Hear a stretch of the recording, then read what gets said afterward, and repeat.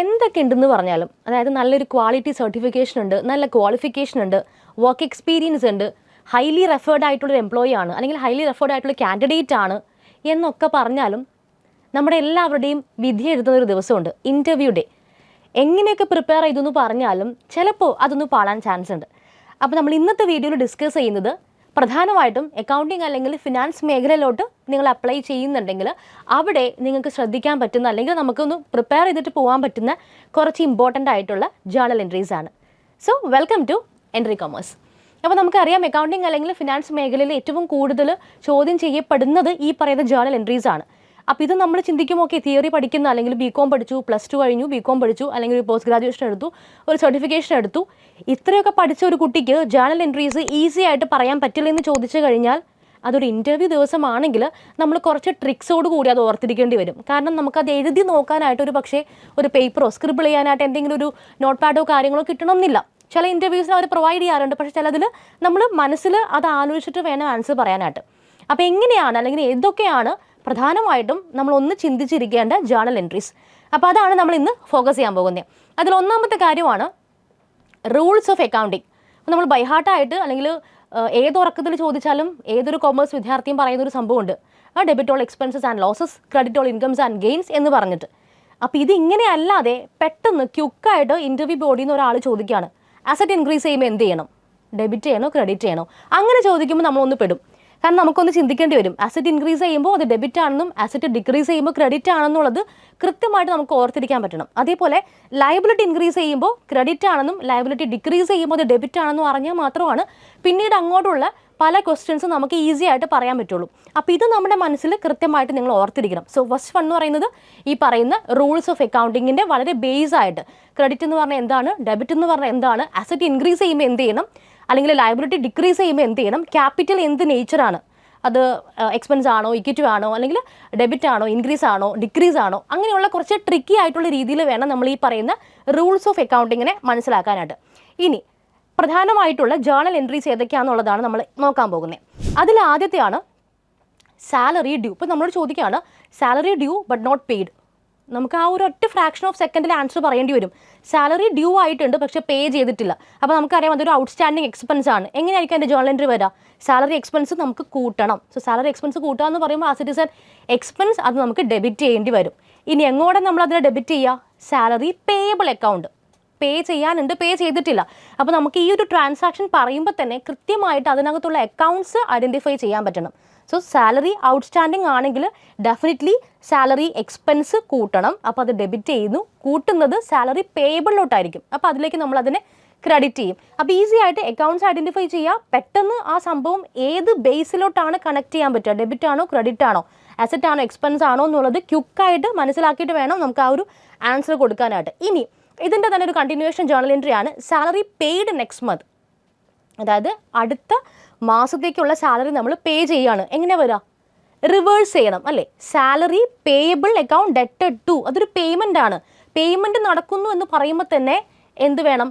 ക്രെഡിറ്റിൽ bank അല്ലെങ്കിൽ cash ആണെന്നുള്ളത് ഓർത്തിരിക്കണം. ഒരു പേയ്മെൻറ്റ് നടന്നു, കമ്പനിയുടെ ഭാഗത്തു നിന്ന് ഒരു പേയ്മെൻറ്റ് നടന്നു എന്ന് പറയുമ്പോൾ നമുക്ക് പെട്ടെന്ന് ഓർത്തിരിക്കാൻ പറ്റുന്നത് ഏത് സൈഡാണ്? അതിൻ്റെ ക്രെഡിറ്റ് സൈഡാണ്. കാരണം ക്യാഷ് അല്ലെങ്കിൽ ബാങ്ക് ആയിരിക്കും അവിടെ വരിക എന്നുള്ളത് ഡെഫിനറ്റ് ആയിട്ടും അറിയാം. അപ്പോൾ ഇവിടെ സാലറി ആയതുകൊണ്ട് സാലറി പേയബിൾ അക്കൗണ്ടിന് നമുക്ക് റിവേഴ്സ് ആയിട്ടുള്ള എഫക്റ്റ് കൊടുക്കണം. ഓൾറെഡി നമ്മൾ സാലറി പേയബിൾ അക്കൗണ്ട് ക്രെഡിറ്റ് ചെയ്ത് വെച്ചിട്ടുണ്ട്. അപ്പോൾ അതിനകത്തു നിന്നും ആ സാലറി പേ ചെയ്യുമ്പോൾ സാലറി പേയബിൾ അക്കൗണ്ട് ഡെറ്റഡ് ടു ക്യാഷ് ഓർ ബാങ്ക്. ക്യുക്കായിട്ട് ആൻസർ പറയാൻ പറ്റും. ഇവിടെ നമുക്ക് എഴുതി നോക്കേണ്ട ആവശ്യമൊന്നും വരുന്നില്ല. അടുത്തൊരു പ്രധാന എൻട്രിയാണ് സർവീസ് പ്രൊവൈഡഡ്, അല്ലെങ്കിൽ goods sold but customer has not paid. എന്ന് വെച്ചാൽ ക്രെഡിറ്റ് സെയിൽ ആണെന്ന് അർത്ഥം. ക്രെഡിറ്റ് സെയിൽ വരുമ്പോൾ നമ്മൾ എങ്ങനെയായിരിക്കും അതിൻ്റെ എൻട്രി ക്രിയേറ്റ് ചെയ്യുക? അക്കൗണ്ട്സ് റിസീവബിൾ, ഡെറ്റേഴ്സ് ആകുന്നുണ്ടല്ലേ, ഡെറ്റേഴ്സ് ക്രിയേറ്റ് ആകുന്നുണ്ട്. അപ്പോൾ അക്കൗണ്ട്സ് റിസീവബിൾ അക്കൗണ്ട് ഡെറ്റഡ് ടു റവന്യൂ അല്ലെങ്കിൽ സെയിൽസ്. അപ്പോൾ ക്രെഡിറ്റ് സെയിൽസ് ആണെങ്കിൽ സെയിൽസ് ഒബ്വിയസ്ലി ക്രെഡിറ്റ് ആണെന്ന് നമുക്കറിയാം. അപ്പോൾ അങ്ങനെ ആലോചിക്കുക. അപ്പോൾ അങ്ങനെ ക്രെഡിറ്റ് സെയിൽസിന് കൊടുത്തു കഴിഞ്ഞാൽ തീർച്ചയായിട്ടും ഡെറ്റേഴ്സ് അല്ലെങ്കിൽ അക്കൗണ്ട്സ് റിസീവബിളിനായിരിക്കും നമ്മൾ ഡെബിറ്റ് ചെയ്യുക. അപ്പോൾ നമുക്കൊരു ട്രാൻസാക്ഷൻ നിങ്ങളോട് ക്വസ്റ്റ്യൻ ആയിട്ട് ചോദിക്കുമ്പോൾ എത്രയും പെട്ടെന്ന് ഈസി ആയിട്ടുള്ള അതിൻ്റെ ഏതെങ്കിലും ഒരു സൈഡ് ഓർത്തിരിക്കുക, ഒരു ഹാൻഡിൽ ഓർത്തിരിക്കുക. അപ്പോൾ നമുക്ക് മറ്റേ സൈഡ് പെട്ടെന്ന് ഐഡൻറ്റിഫൈ ചെയ്യാനായിട്ട് പറ്റും. ഇനി അടുത്തതാണ് customer paid, collection of receivable ആണ്. അപ്പോൾ നേരത്തെ നമ്മൾ ഒരു ഡെറ്റർ വന്നു, അല്ലെങ്കിൽ ആ ഒരു കളക്ഷൻ കിട്ടിയിട്ടില്ല എന്നുള്ളതിന് എൻട്രി ചെയ്തു. ഇനി അത് ആ പറയുന്ന പെർട്ടിക്കുലർ കസ്റ്റമർ നമുക്കത് പേ ചെയ്തു. പേ ചെയ്യുമ്പോൾ ഇങ്ങോട്ട് കിട്ടുകയാണെങ്കിൽ ഡെഫിനറ്റ് ആയിട്ടും ക്യാഷ് അല്ലെങ്കിൽ ബാങ്ക് ആയിരിക്കും നമ്മൾ ഡെബിറ്റ് ചെയ്യുക. അപ്പോൾ മറ്റേ സൈഡിൽ എന്തായിരിക്കും? ഇപ്പോൾ ഓൾറെഡി നമുക്കിവിടെ അക്കൗണ്ട്സ് റിസീവബിൾ ക്രിയേറ്റ് ചെയ്തിരിക്കുന്നത് കൊണ്ട് അതിൻ്റെ റിവേഴ്സ് ആയിട്ടുള്ളൊരു ഹാൻഡിലായിരിക്കും അവിടെ വരുന്നത്. അപ്പോൾ ക്യാഷ് ഓർ ബാങ്ക് അക്കൗണ്ട് ഡെറ്റഡ് ടു അക്കൗണ്ട്സ് റിസീവബിൾ. അപ്പോൾ എപ്പോഴും ജേർണലിൻ്റെ ഒരു ക്വസ്റ്റ്യൻ നിങ്ങൾക്ക് ഇൻ്റർവ്യൂവിന് കിട്ടിക്കഴിഞ്ഞാൽ ആദ്യം ഓർക്കേണ്ടത് ഏതെങ്കിലും ഒരു സൈഡ് മസ്റ്റായിട്ടും പെട്ടെന്ന് നമുക്ക് കിട്ടണം. അപ്പോൾ മറ്റേ സൈഡ് അല്ലെങ്കിൽ മറ്റേ ഒരു അക്കൗണ്ട് ഏതാണെന്നുള്ളത് ഐഡൻറ്റിഫൈ ചെയ്യാൻ പറ്റും. ഇനി അടുത്തതാണ് customer paid advance for service. നമ്മൾ കൊടുക്കേണ്ട ഒരു സർവീസിന് അഡ്വാൻസ് ആയിട്ട് പേയ്മെൻറ്റ് നമുക്ക് കിട്ടി. അപ്പോൾ എന്ത് ചെയ്യും? പേയ്മെൻറ്റ് കിട്ടുകയാണെന്നുണ്ടെങ്കിൽ അവിടെ നമ്മൾ പറഞ്ഞു ക്യാഷ് അല്ലെങ്കിൽ ബാങ്ക് ആണ്. സോ ബാങ്ക് അല്ലെങ്കിൽ ക്യാഷ് അക്കൗണ്ട് ഡെറ്റഡ് ടു അക്കൗണ്ട്സ് റിസീവബിൾ, കസ്റ്റമറാണ് പേ ചെയ്യുന്നത്. അപ്പോൾ നമുക്ക് ആ രീതിയിൽ അത് ഐഡൻറ്റിഫൈ ചെയ്യാൻ പറ്റും. Next one, customer paid advance for service. സർവീസിന് വേണ്ടിയിട്ട് കസ്റ്റമർ അഡ്വാൻസ് ആയിട്ടൊരു പേയ്മെൻറ്റ് തരുന്നുണ്ട്. അവിടെയും ഈ പറയുന്ന പോലെ പേയ്മെൻ്റ് ആണ്. കമ്പനിക്ക് ഇങ്ങോട്ട് പേയ്മെൻറ്റ് കിട്ടുമ്പോൾ തീർച്ചയായിട്ടും ബാങ്ക് അല്ലെങ്കിൽ ക്യാഷ് ആയിരിക്കും ഫസ്റ്റ് വരിക. സോ അത് നമ്മൾ ഡെബിറ്റ് ചെയ്യുന്നു. പിന്നെ നെക്സ്റ്റ് വരുന്നത് എന്താണ്? നമ്മൾ കൊടുക്കാത്ത ഒരു സർവീസിനാണ് പേയ്മെൻറ്റ് ഇങ്ങോട്ട് വരുന്നത്. അപ്പോൾ അതൊരു അൺഏൺഡ് റവന്യൂ ആണ്. അപ്പോൾ ആ ഒരു പെർട്ടിക്കുലർ കൺസേൺഡ് ആയിട്ടുള്ള അക്കൗണ്ട് ആയിരിക്കും നമ്മൾ ക്രെഡിറ്റ് ചെയ്യുക. ബാങ്ക് അല്ലെങ്കിൽ cash account debited to unearned income അല്ലെങ്കിൽ അൺഏൺഡ് റവന്യൂ അക്കൗണ്ട് ആയിരിക്കും നമ്മൾ ക്രെഡിറ്റ് ചെയ്യുന്നത്.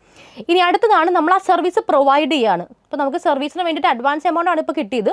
ഇതിങ്ങനെ കണക്ട് ചെയ്ത് പറയാൻ കാരണം നമ്മൾ ആ ഒരു കഥ ഓർത്താലാണ് നമുക്ക് ഈ പറയുന്ന ഡെബിറ്റ് ചെയ്തതിന് കൊടുക്കണം ക്രെഡിറ്റ് ചെയ്തതിന് കൊടുക്കണം എന്നുള്ളത് മനസ്സിലാക്കാൻ പറ്റുക.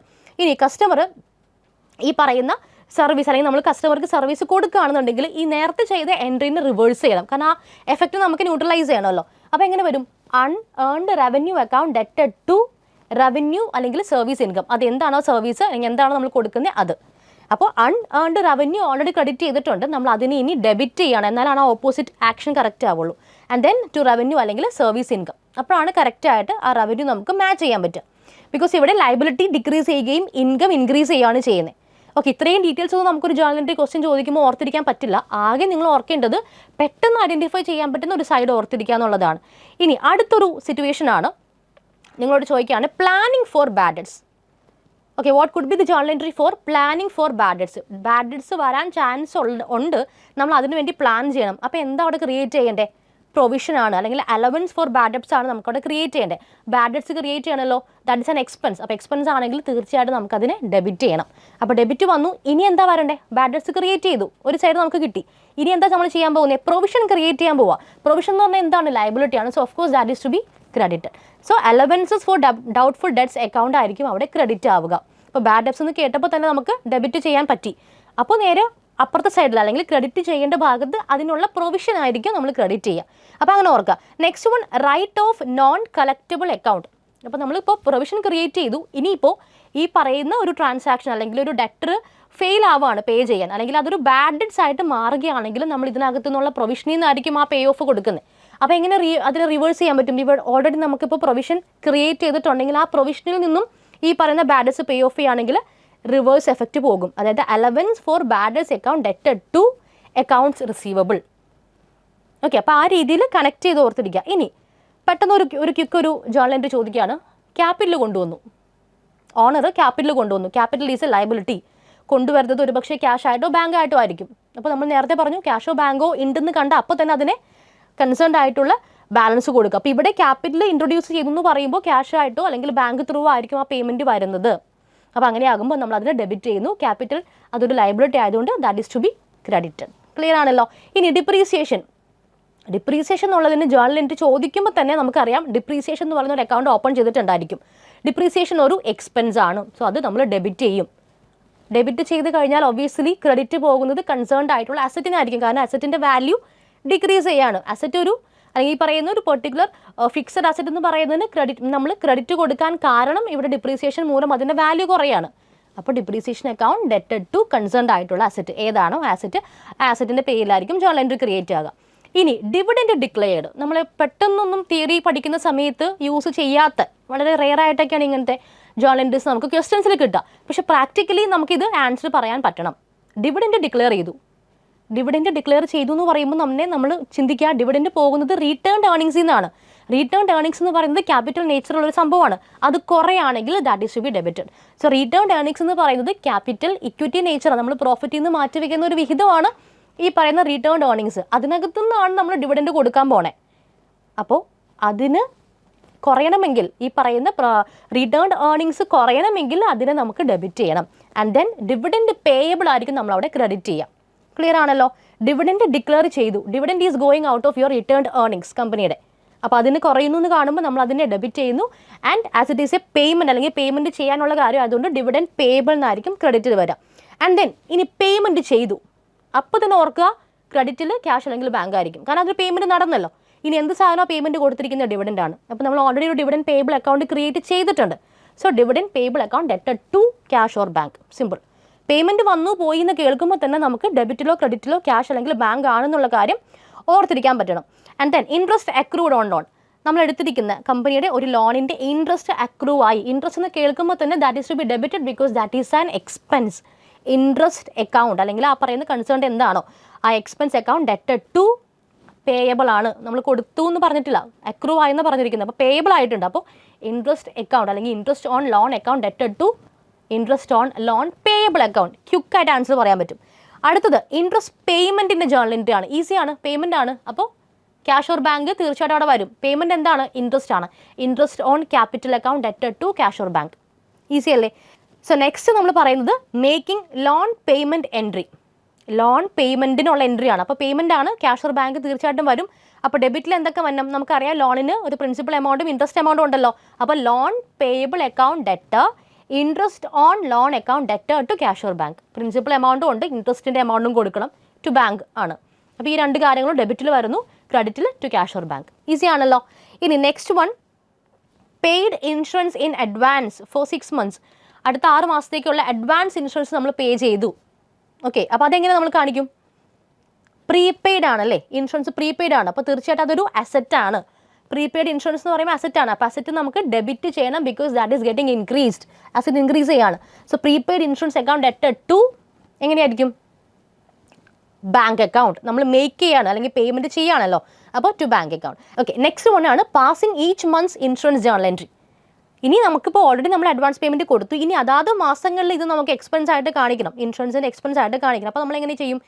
ഇൻഷുറൻസ് എക്സ്പെൻസ്, അവിടെ ഒരു എക്സ്പെൻസ് ക്രിയേറ്റ് ആവുകയാണ്. ഇൻഷുറൻസ് എക്സ്പെൻസ് അക്കൗണ്ട് ഡെറ്റഡ് to prepaid insurance. Already prepaid insurance നമ്മൾ ഡെബിറ്റ് ചെയ്ത് വെച്ചിട്ടുണ്ട്. അതിനകത്ത് നിന്ന് നമ്മുടെ റൈറ്റ് ഓഫ് ചെയ്ത് വരുവാണല്ലോ. അപ്പോൾ പ്രീപെയ്ഡ് ഇൻഷുറൻസ് അക്കൗണ്ടിന് നമ്മൾ ക്രെഡിറ്റ് ചെയ്യുകയും ഇൻഷുറൻസ് എക്സ്പെൻസ് ആയതുകൊണ്ട് അതിൽ നമ്മൾ ഡെബിറ്റ് ചെയ്യുകയും ചെയ്യും. ക്വിക്കായിട്ട് ഓർത്തിരിക്കുക. പ്രീപെയ്ഡ് ഇൻഷുറൻസിൻ്റെ കൺസേൺഡ് ആയിട്ടുള്ള മന്ത്ലി എമൗണ്ട് നമ്മൾ റൈറ്റ് ഓഫ് ചെയ്ത് പോവാണ്. ഇനി അടുത്തതാണ് sales entry with tax collection. സെയിൽസിൻ്റെ കൂടെ നമ്മൾ ടാക്സ് കൂടെ കളക്ട് ചെയ്യുന്നുണ്ട്. ചുമ്മാ ഒരു സെയിൽസ് ആണെങ്കിൽ നമുക്ക് ഈസി ആയിട്ട് പറയാൻ പറ്റും ക്യാഷ് അക്കൗണ്ട് ഡെറ്റഡ് ടു സെയിൽസ്. ഇനി അതിൻ്റെ കൂടെ നമ്മൾ ടാക്സിൻ്റെ കോമ്പണൻറ്റ് കളക്ട് ചെയ്യുന്നുണ്ടെങ്കിൽ അതെങ്ങനെ എൻട്രി വരും? ഓഫ് കോഴ്സ് നമുക്കറിയാം ഇതൊരു റെസിപ്റ്റ് ആയതുകൊണ്ട് ബാങ്ക് അല്ലെങ്കിൽ ക്യാഷ് ഡെബിറ്റിൽ വരും. സോ ബാങ്ക് അല്ലെങ്കിൽ ക്യാഷ് അക്കൗണ്ട് ഡെറ്റഡ് to sales to sales tax payable. ഇപ്പോൾ സെയിൽസിൻ്റെ കൂടെ നമുക്ക് ടാക്സിൻ്റെ എമൗണ്ടും കൂടെ വരുമ്പോൾ ടാക്സ് ഒരു ലയബിലിറ്റി ആണ്, that is to be credited. അപ്പോൾ ഇവിടെ ബാങ്ക് അക്കൗണ്ട് ഡെറ്റഡ് ടു ഈ പറയുന്ന രണ്ട് കാര്യങ്ങളിലേക്കായിരിക്കും ക്രെഡിറ്റ് പോകുന്നത്. അപ്പോൾ അങ്ങനെ നമുക്ക് ആ ഒരു ട്രാൻസാക്ഷനിൽ വരുന്ന 2 അക്കൗണ്ട്സ് അല്ലെങ്കിൽ 3 അക്കൗണ്ട്സ് കോമ്പോസിറ്റ് ആണെങ്കിൽ 2-ലധികം കാര്യങ്ങൾ വരും. അപ്പോൾ അത് പെട്ടെന്ന് ഐഡൻറ്റിഫൈ ചെയ്ത് കഴിഞ്ഞാൽ ഈസി ആയിട്ട് ഈ പറയുന്ന കാര്യങ്ങൾ ക്വിക്കായിട്ട് നമുക്ക് പറയാൻ പറ്റും. ഇനി അടുത്തതാണ് പേയ്മെൻറ്റ്സ് ടു പാർട്ടി അല്ലെങ്കിൽ വെൻഡർ. നമ്മളൊരു സപ്ലയർക്ക് പേയ്മെൻറ്റ് കൊടുക്കുകയാണ്. ഓക്കെ, അപ്പോൾ അതെങ്ങനെയാണ് വരിക? പേയ്മെൻ്റ് ആണ്. സോ ഡെഫിനറ്റ്ലി ക്രെഡിറ്റിൽ ബാങ്ക് അല്ലെങ്കിൽ ക്യാഷ് ആയിരിക്കും. ആർക്കാണ് കൊടുക്കുന്നത്? വെൻഡർക്കാണ്. അതായത് അക്കൗണ്ട്സ് പേയബിൾ ആണ്. സോ അക്കൗണ്ട്സ് പേയബിൾ അക്കൗണ്ട് ഡെറ്റഡ് ടു ബാങ്ക് അല്ലെങ്കിൽ ക്യാഷ്. അപ്പോൾ നമ്മളിപ്പോൾ ഡിസ്കസ് ചെയ്തത് ഒരു ടോപ്പ് 20 ജേർണൽ എൻട്രീസ് ആണെങ്കിലും കൂടുതൽ നമ്മൾ ഫോക്കസ് ചെയ്യുന്നത് എങ്ങനെയാണ് ഒരു ജേർണൽ എൻട്രി നമുക്ക് പെട്ടെന്ന് പറയാൻ പറ്റുക, എഴുതി നോക്കാതെ അല്ലെങ്കിൽ ഒരു മനസ്സിലിട്ട് വലിയ രീതിയിൽ ഒരു കോംപ്ലക്സ് ആക്കാത്ത രീതിയിൽ സിമ്പിളായിട്ട് ഇതിന് എങ്ങനെയാണ് ജേർണൽ എൻട്രി ആയിട്ട് പറയാൻ പറ്റുക എന്നുള്ള ടിപ്സാണ് നമ്മളിപ്പോൾ ഫോക്കസ് ചെയ്തിരിക്കുന്നത്. അപ്പോൾ ഈ രീതിയിൽ 1-2 സിറ്റുവേഷൻസ് നിങ്ങൾ തന്നെ എടുത്തിട്ട് ഒന്ന് ചെയ്ത് നോക്കാം. ഇപ്പോൾ ഇതിനകത്ത് എന്തെങ്കിലും രീതിയിൽ നിങ്ങൾക്ക് എക്സ്പ്ലനേഷൻസ് വേണമെന്നുണ്ടെങ്കിൽ കമൻറ്റ് ചെയ്യുക. അപ്പോൾ മറ്റൊരു ഇൻഫോർമേറ്റീവ് വീഡിയോയുമായിട്ട് എൻട്രി കോമ്പസിൻ്റെ ചാനൽ നമുക്ക് വീണ്ടും കാണാം. താങ്ക്